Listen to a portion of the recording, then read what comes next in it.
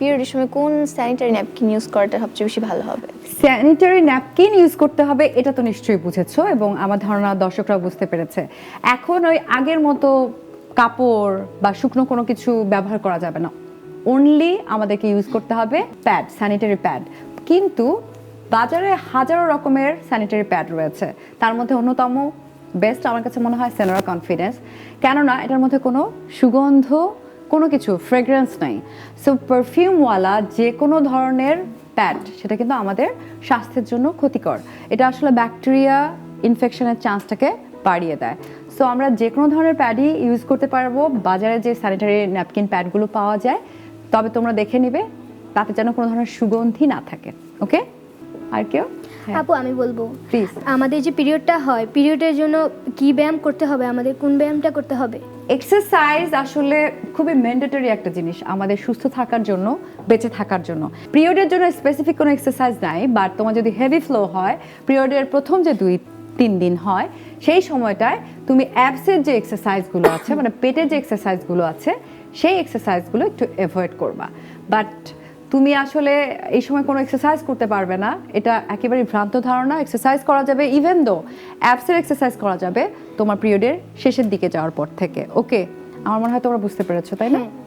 এরপর পিরিয়ডের সাথে কি উইকনেস কিংবা হেডেকের কি কোনো সম্পর্ক আছে? অবশ্যই সম্পর্ক আছে। উইকনেস এবং হেডেক খুবই related to period.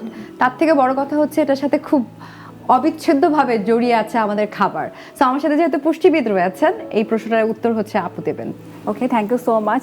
First of all, উইকনেসের অবশ্যই সম্পর্ক এই জন্য রয়েছে কারণ উইকনেস তখন থেকে আসে যখন আমরা ব্যালেন্সড খাবারটা খাই না।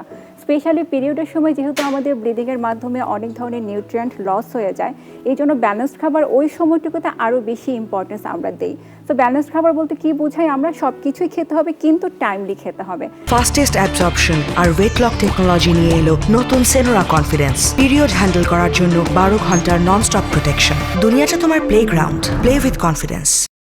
এমন যদি তোমরা করো, ধরো স্কুলে আসার আগে না খেয়ে আসো, স্কুলে অনেকক্ষণ না খেয়ে থাকো, বা বাসায় যে তোমরা লং টাইম গ্যাপ দিয়ে খাও, তাহলে কিন্তু উইক লাগবে। তো এই জন্য তোমাদের যেটা করতে হবে, একটু পরপর কিন্তু খেতে হবে। ওই খাওয়ার অভ্যাসটা থাকতে হবে যে না, ঠিক টাইমে খেতে হবে, 2 ঘন্টা পরপর খেতে হবে। স্পেশালি তুমি যেটা বললা মাথা ব্যথার কথা, পানিটা কম খাওয়ার কারণে পিরিয়ডের সময় মাথা ব্যথার সম্পর্কটা বেশি হয়।